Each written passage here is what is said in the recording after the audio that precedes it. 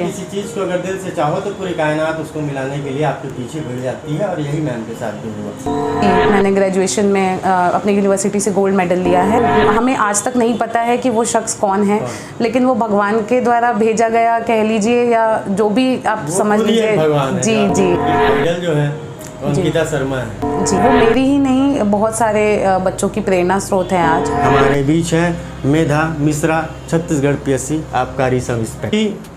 Chhattisgarh PSC से आबकारी आयुक्त तक का उनका सफ़र किस तरीके का रहा, यह भी जानेंगे। कहते हैं हर सिक्के के दो पहलू होते हैं, तो कहानी के भी दो पहलू होते हैं। सफलता की कहानियाँ हम पढ़ते हैं, बड़ी रोचकता के साथ पढ़ते हैं, और उसमें हम कहीं ना कहीं मोटिवेट होते हैं और अच्छा लगता है। पर उस सफलता की कहानी के पीछे का जो संघर्ष है वो सही मायनों में विराट है। उसी विराटता को हम समझेंगे उस परिवार की कहानी के साथ। कि इतनी बड़ी सफलता उस परिवार से आना, जिस परिवार के बीच में एक कहीं ना कहीं दूरियों का भी और सेक्रीफाइस का भी, और साथ में परिवार की जिम्मेदारियों का भी। आपके घर में जितनी मैं कहानी जानता हूँ आपके परिवार की, एक माँ के द्वारा किया गया हर वो संघर्ष है जो आपको आज इस पद पे और प्रतिष्ठित कर दिया, और कहीं ना कहीं आज आप उस मुकाम पे पहुँच पाए। तो मैं शुरुआती जानकारी आपसे ये लेना चाहूँगा कि आपके परिवार का जो बैकग्राउंड रहा वो संक्षिप्त जानकारी हमारे साथ साझा कीजिए। जी, आपका बहुत बहुत धन्यवाद सर। आपने मुझे इस काबिल समझा कि मैं आज आके अपने कुछ अनुभवों को यहाँ शेयर कर सकूँ और लोगों तक अपनी कहानी पहुँचा सकूँ, जो शायद किसी न किसी के लिए एक प्रेरणा स्रोत साबित हो, और वो भी आगे जाकर अपनी लाइफ में कुछ बड़ा कर सकें। सर, मैं भिलाई से बिलोंग करती हूँ, और मेरी मम्मी रिटायर्ड टीचर हैं। राजनांदगांव में मम्मी प्राइवेट स्कूल में टीचर थी। उन्होंने 32 साल अप डाउन किया है भिलाई से। और मेरे पापा पंडित हैं, और जो अभी भी पंडित का ही कार्य कर रहे हैं। पूजा पाठ से जी जी, पूरा पूजा पाठ सारा सब कुछ पापा करवाते हैं, और मंदिर में भी हैं एक सेक्टर 7 में। तो इस तरह से हमारा फैमिली बैकग्राउंड रहा सर। और बहुत ज़्यादा हम फाइनेंशियली स्टेबल तो नहीं थे, बट उन्होंने कभी भी मेरे पेरेंट्स ने ऐसा कुछ मुझे एहसास ही नहीं होने दिया कि मेरे पास किसी चीज़ की कमी है। मुझे जब भी जिस चीज़ की भी ज़रूरत पड़ी मेरे पास हमेशा था वो। बस उन्होंने मुझे यही चीज़ बोली कि आप सिर्फ़ और सिर्फ पढ़ाई पे फोकस करो, आपको लाइफ में कुछ बनना है। क्योंकि मैं इकलौती हूँ अपने मम्मी पापा की, तो उनके लिए मैं बेटा भी हूँ और बेटी भी हूँ। तो हाँ, वो एक जिम्मेदारी रही बचपन से ही, वो एक कहना चाहिए। हाँ जी, तो जीवन एक साथ आपको जी जी जी, तो हमेशा वो प्रेशर रहा कि नहीं, अपने आप को प्रूव करना है, उनके संघर्षों पे खरे उतरना है, उनके जो एक्सपेक्टेशन हैं उनको पूरा करना है। तो इस तरह की जर्नी रही सर। और कहते हैं कि कूद के पाँव पालने में ही दिखते हैं। तो आपका शुरुआती जीवन भी जिस तरीके से मैंने देखा, उसमें मुझे एक चीज़ समझ में आया कि आपकी पहली कक्षा से लेके जो आपकी जर्नी रही 12 तक की, फिर कॉलेज लाइफ, 8वीं के बाद से आपके जीवन में बहुत बदलाव आया। जी सर। आप एक होनहार छात्रा रहीं जी। और आपकी पढ़ाई के जितने भी मैंने मतलब आपके बारे में पढ़ा, रिसर्च किया, तो उसमें यह पाया कि आप 8वीं के बाद से निःशुल्क ही पढ़ाई करते आ रही हैं। जी। फाइनेंशियली प्रॉब्लम तो आप पहले से ही फेस कर रहा था परिवार जी। लेकिन कहते हैं ना कि कोई भी काम अपन करते हैं तो उसके लिए तीसरी शक्ति का उदय हो जाता है, कहीं से तीसरी शक्ति हमको आगे धकेलने का प्रयास करती। मतलब एक फिल्मी डायलॉग है, मैम आपने भी सुना होगा कि किसी चीज़ को अगर दिल से चाहो तो पूरी कायनात उसको मिलाने के लिए आपके पीछे भिड़ जाती है, और यही मैम के साथ भी हुआ। 8वीं कक्षा में जब ये थी तो उनको एक कहते हैं ना जो मतलब जो हमको वो देते हैं कि डोनेट करते हैं, तो मैम की पढ़ाई भी पूरी तरीके से डोनेट होने पर ही चली। एक शख्स थे जिन्होंने इनकी पूरी 12वीं तक की पढ़ाई का पूरा खर्चा उठाया, इनकी फीस से लेके इनके कपड़ों तक में, यहाँ तक कि दिवाली और होली में भी गिफ्ट भी जाते थे। मैं ये कहानी आपसे ज़रूर जानना चाहूँगा, क्योंकि ऐसी शख्सियत जो आज तक आपको उनके बारे में पता भी नहीं है, तो ऐसी शख्सियत जो भी होंगे वो पुण्यात्मा, वो आपके जीवन में उनका क्या योगदान रहा, और आज उनके बारे में इतने अच्छे पद में पहुँचने के बाद आप क्या सोचती हैं, मतलब आपके अंदर क्या फीलिंग और जज्बात आते हैं? जी सर, पढ़ने में तो मेरा शुरू से ही भगवान की दया से अच्छा रहा है पढ़ाई, और मतलब स्कूल में भी मैं एक अच्छी स्टूडेंट थी पढ़ाई में। तो ये बस अचानक ये कह सकते हैं एक चमत्कार की तरह हम लोग के सामने आया कि एक शख्स थे जिन्होंने मुझे डोनेट करने का प्रस्ताव रखा। मतलब मुझे नहीं, वो किसी बच्चे को डोनेट करना चाहते थे जिनका थोड़ा फाइनेंशियली ठीक नहीं है लेकिन बच्चा पढ़ने में अच्छा हो। तो मेरे जो मिडिल स्कूल के टीचर्स थे, मैंने अपनी पूरी पढ़ाई सेक्टर 10 स्कूल से की है, BSP स्कूल से। तो वहाँ की मैम थी सविता मैम, तो वो और मेरी प्रिंसिपल मैम थी भाटिया मैम। तो मेरे सारे टीचर्स ने मिलके मेरा नाम सजेस्ट कर दिया, क्योंकि मैं उस टाइम पे हेड गर्ल भी थी और 8th में मैंने मेरिट में 7th रैंक हासिल किया था। तो उन्होंने फिर मेरा नाम सजेस्ट किया। तो हमें आज तक नहीं पता है कि वो शख्स कौन है, लेकिन वो भगवान के द्वारा भेजा गया कह लीजिए, या जो भी आप समझ लीजिए। जी जी, मेरे लिए तो वही है। तो उन्होंने फिर पूरा 9th से 12th तक मेरी पूरी पढ़ाई स्पॉन्सर की है, और हमें आज तक नहीं पता कि वो कौन है। तो ये एक होता है कि आप अगर चाहते हैं कुछ करना लाइफ में, या आप आगे बढ़ना चाहते हैं, तो वो कैसे ना कैसे रास्ते निकलते जाते हैं। और हुआ भी आपके साथ ना, क्योंकि आप शंकराचार्य में स्कूल के बाद पढ़ाई की, शंकराचार्य जी वहाँ भी आपको निःशुल्क शिक्षा मिली। जी जी, मतलब एक तरीके से आपके पीछे की सूर्य शक्ति कार्य करती है। जी। शंकराचार्य में क्या हुआ था मैम कि आपको निःशुल्क शिक्षा दी गई? जी, 12th के बाद हम PET का एग्ज़ाम देते हैं इंजीनियरिंग के लिए। तो वो मैंने भी दिया था PET का।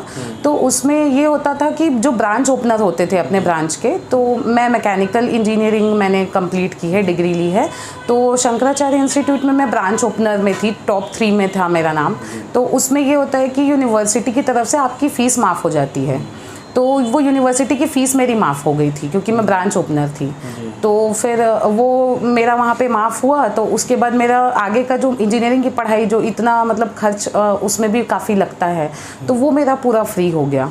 तो वो एक मेरे लिए बहुत ही एक माइलस्टोन साबित हुआ कि मतलब मैं अपनी डिग्री लेने में सक्षम रही, और मैंने उसको प्रूव भी किया कि जब मैंने गोल्ड मेडल लिया, जी मैंने ग्रेजुएशन में अपनी यूनिवर्सिटी से गोल्ड मेडल लिया है।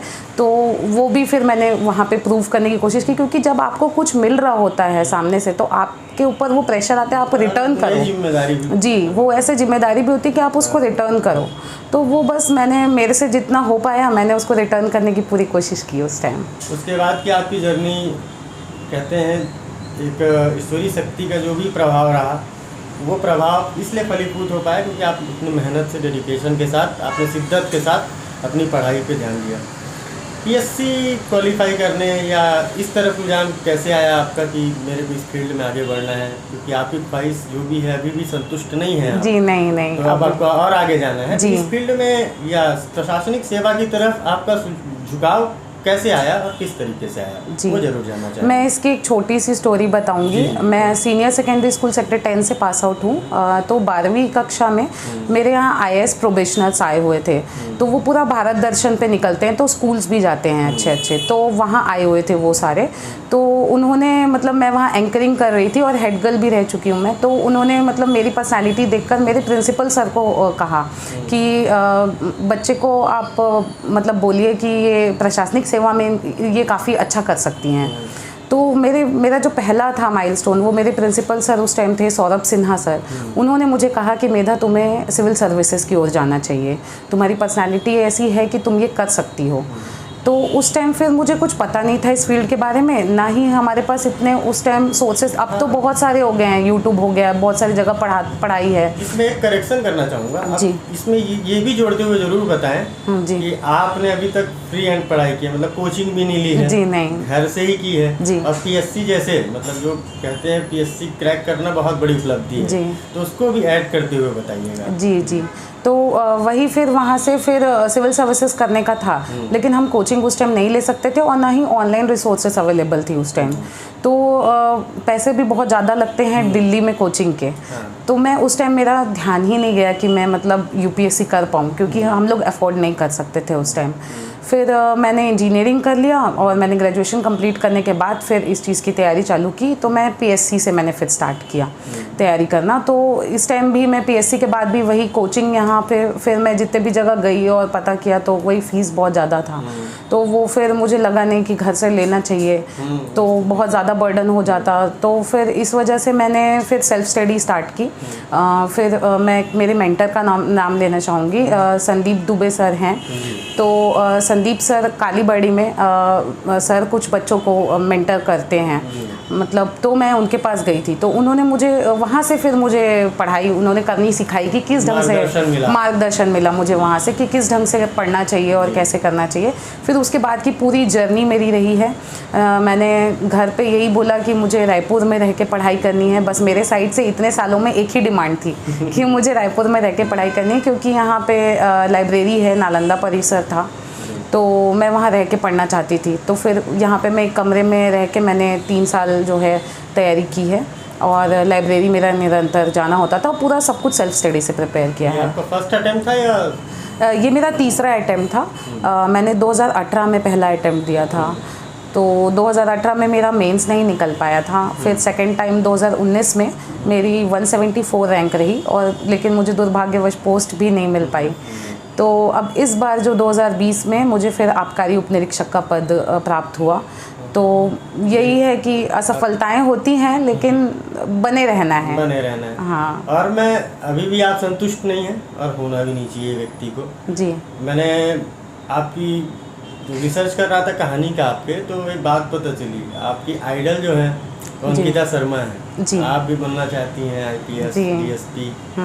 तो अंकिता शर्मा जी से आपने क्या सीखा ऐसा कि आपको लगा कि मैम अचीवमेंट होना चाहिए, या मैम को देख के, या हमको भी अभी जैसे संतुष्ट नहीं है आपका, कहीं ना कहीं और अच्छा गोल होगा जी। लेकिन कहानी में जब हमको ये पता चला, मैं ज़रूर इसके विषय में जानना चाहूँगा जी कि आइडल मानने के पीछे कारण क्या है। जी। पुलिस सेवा में जाने का वैसे तो शुरू से था नहीं वैसा कि मुझे पुलिस सेवा में जाना है, पर फ्रेंड्स और सब बोला करते थे मेरे टीचर्स की पुलिस में जाओगे तो पर्सनालिटी में सूट करेगा वो। तब फिर उस टाइम अंकिता शर्मा मैम जो थी उनका पोस्टिंग यहाँ हुआ, और वो मेरी ही नहीं, बहुत सारे बच्चों की प्रेरणा स्रोत हैं आज। तो बहुत सारी लड़कियां उनको देख के मोटिवेट होती हैं और अब जाना चाहती हैं पुलिस विभाग में, और उनके मन से वो डर और एक जो झिझक होती है कि बीइंग अ गर्ल हम कैसे पुलिस विभाग में जाएंगे, तो वो उनको देखकर वो सारी चीज़ें अब चली गई दिल से। अब ऐसा लगता है कि आप जिस फील्ड में जाना चाहते हैं और जिस फील्ड में आप अच्छा कर सकते हैं, जो आपको मन है, आप उसमें जाइए। तो अंकिता शर्मा मैम का ऐसा योगदान रहा इसमें पूरी जर्नी में मेरे, कि मेरा जो फ़ोन था उसके मैंने वॉलपेपर पे मैम का एक फ़ोटो, जी, तो मैंने वो फ़ोटो, जी, मैंने वो फ़ोटो लगा के मैम की रखी हुई है, और मैं रोज़ सुबह उठ के वो देखती हूँ और इंस्पायर होती हूँ कि नहीं, मुझे इनके जैसा बनना है। तो एक ऐसा मोटिवेशन भी ज़रूरी है लाइफ में। शख्स की शख्सियत हमको अपीलिंग लगती है, मुझसे कनेक्ट होते हैं, ये बात सही है। और फिर रायपुर में जब मैं उन्हें देखती थी कि जी हाँ जी अंकिता शर्मा मैम जो हैं वो छत्तीसगढ़ की पहली महिला IPS हैं। अब तो मैं महिला नहीं बोलना चाहूँगी, जोड़ना नहीं चाहूँगी, क्योंकि जी अब वो ऐसा है कि मैम खुद भी नहीं पसंद करती हैं वो पहली महिला IPS अधिकारी। मैम IPS अधिकारी हैं, और ये हम सबके लिए बहुत गर्व की बात है कि वो छत्तीसगढ़ से और दुर्ग ज़िले से, मेरे ही ज़िले से बिलोंग करती हैं।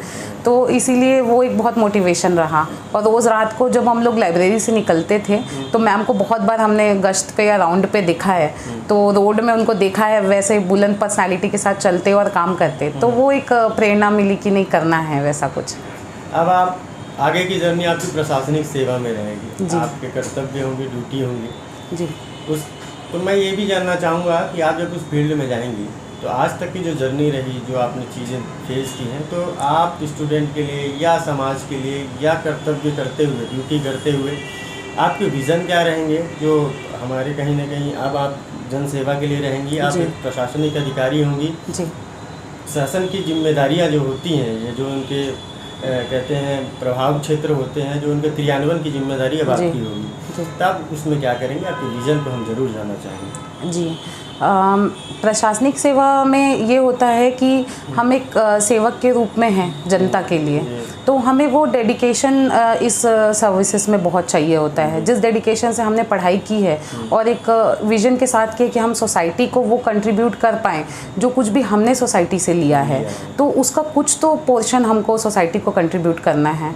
जैसे मेरी भी पढ़ाई में किसी ने मेरा सपोर्ट किया, तो मैं बिल्कुल ये चाहूँगी कि अगर मुझे मौका मिलता है ऐसे किसी बच्चे की मैं मदद कर पाऊँ और आगे उसको बढ़ा पाऊँ, तो मैं उस क्षेत्र में अपना योगदान ज़रूर देना चाहूँगी। महिलाओं के लिए कुछ कर सकती हूँ अगर, तो मैं बिल्कुल करूँगी। उनकी पढ़ाई हो गई, उनका कुछ स्वरोजगार क्षेत्र में उनको हो गया, उनको मोटिवेट करना हो गया कि वो अपने ऊपर हुए अत्याचार के लिए चुप ना रहें, अपने राइट्स को जानें और मतलब आगे आएँ, बढ़ें और मतलब अपनी बेटियों को भी वो ऐसा दें एक मोटिवेशन जैसा मुझे मिला घर से।